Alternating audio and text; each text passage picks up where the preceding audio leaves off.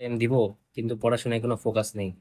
আসলে এই সময়টা সবারই যাচ্ছে, বর্তমানে আমার নিজেরও যাচ্ছে, আমি নিজেও একজন সেকেন্ড টাইমার। তো এটার অনেক কারণ হতে পারে, যেমন ফার্স্ট টাইমে চান্স না পাওয়া, বা বিভিন্ন ধরনের ডিপ্রেশনে ভুগতেছে সবাই, অথবা পড়ালেখায় একঘেয়েমি চলে আসতেছে। তো এটা খুবই একটা কমন প্রবলেম হয়ে গেছে আমাদের সবার জন্য। এখান থেকে বের হয়ে আসাটা আসলে অনেক জরুরি, কারণ আমাদের অ্যাডমিশন পরীক্ষা হয়তো সামনে বছর এপ্রিলের মধ্যে শেষ হয়ে যাবে। তো এই মুহূর্তে আমারও যেহেতু সেম প্রবলেম, তাই চিন্তা করলাম যে নিজেরও যেহেতু সেম প্রবলেম, যদি সবার সবার সেম প্রবলেম থাকে, সবাই মিলে যদি এটাকে ওভারকাম করা যায় আর কি। তো এইটা নিয়ে আমার এই উদ্যোগ। এখন থেকে ইনশাল্লাহ এই চ্যানেলে প্রতিদিন চেষ্টা করব যে ধীরে ধীরে আমাদের, মানে এক কথায় তাকে বলে ডোপামিন ডিটক্স করা। তো আমাদের আসলে সবার যে প্রবলেমটা হয়েছে, যে একবার সকালে ঘুম থেকে উঠে হালকা আধা ঘন্টা পড়তে না পড়তেই সারাদিন পড়াশোনায় আর মন বসে না। এই জন্য আমরা একটা কাজ করতে পারি। সেটা হচ্ছে যে আমরা পড়াশোনাটাকে ফেজ ভাগ করে নিলাম। কি ফেজ?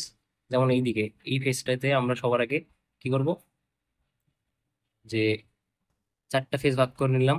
প্রথম ফেজে 5:30 থেকে 9টা পর্যন্ত, 2 নম্বর ফেজ 10টা থেকে 12টা, 3 নম্বর ফেজ 2টা থেকে 5টা, 4 নম্বর ফেজ 7টা থেকে 10টা। যার যেরকম টাইম পছন্দ সে সেভাবে পড়তে পারে, আমার এটাই পছন্দ। আর ঘুম দেখা গেল 10:30 থেকে রাত 5টা, মানে ভোর 5টা পর্যন্ত ঘুমালাম। আর দুপুরে হয়তো 1 ঘন্টা, যেটা মানে ঘুমালাম 12টা থেকে 1টা। তো আমাদের আসলে যেটা করা লাগবে সেটা হচ্ছে যে পড়ালেখার ফ্লোটা ধরার জন্য একটা নির্দিষ্ট সময় পড়া লাগবে। তো একবারে তো সম্ভব না, ধীরে ধীরে এগোনো লাগবে। তো আজকে থেকে আমি ইনশাল্লাহ, ডে 1 থেকে শুরু হলো আমার জার্নি। আমি একজন সেকেন্ড টাইমের, আমার একজন মেডিকেল অ্যাসপিরেন্ট। আমি নিজে চেষ্টা করব, এবং যারা আমার সাথে এগিয়ে যেতে চায় তারা করতে পারে। এটাই আর কি সবার কাছে অনুরোধ।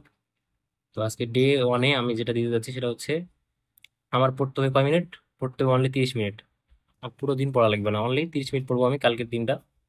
তো কি কি পড়তে পারি? সাপোজ আমরা জুলজির মধ্যে প্রথম 1 থেকে 19 পেজের মধ্যে যদি দেখি, তাহলে দেখবো যে যে পর্বগুলো আছে, পর্বগুলোর আগ পর্যন্ত আমরা পড়তে পারি। তাহলে আমাদের মানে অল্প কিছু পড়াতে আমরা শুরু করলাম আর কি, যে প্রাণীর শ্রেণীবিন্যাসের ভিত্তিটা, যেটা পড়তে খুব বেশি হলে কতক্ষণ লাগবে? খুব বেশি যদি কারো একবারও না পড়া থাকে 1 ঘন্টা লাগতে পারে, কারো পড়া থাকলে হয়তো 20 মিনিটও লাগতে পারে। আমি এবারে আধা ঘন্টা ধরলাম। আর এখান থেকে আমি রিটেনের কোশ্চেন ব্যাংক থেকে অনুশীলনী সলভ করবো। তো এর মধ্যে যে টপিক গুলো আছে সেগুলো হচ্ছে ক্লিভেজ, ভ্রূণ স্তর, প্রতিসাম্যতা এবং সিলম। এই 4 টপিক পড়বো। পড়ে আমি কালকের দিনে আমার পড়া শেষ, আমি আর কিচ্ছু পড়বো না। এভাবে পরের দিন আরেকটু পড়া বাড়াবো, এইভাবে ধীরে ধীরে ধীরে ধীরে ধীরে আমি আমার ডকুমেন্টটা ডিটেলস করবো। যেহেতু আমরা সবাই এখন মোবাইলে আসক্ত, বা বিভিন্ন ধরনের গেমস বলি, মুভি বলি, সবকিছুতে আসক্ত। তো যদি কেউ চাও আমার সাথে শুরু করতে পারো। আমি ইনশাল্লাহ মেডিকেল রাখ পর্যন্ত প্রতিদিন ইনশাল্লাহ একটা করে ভিডিও দেওয়ার চেষ্টা করবো। তো সবাই আমার জন্য দোয়া করিও। এটাই হয়তো আমার ইউটিউবের ফার্স্ট ভিডিও হয়ে যাচ্ছে।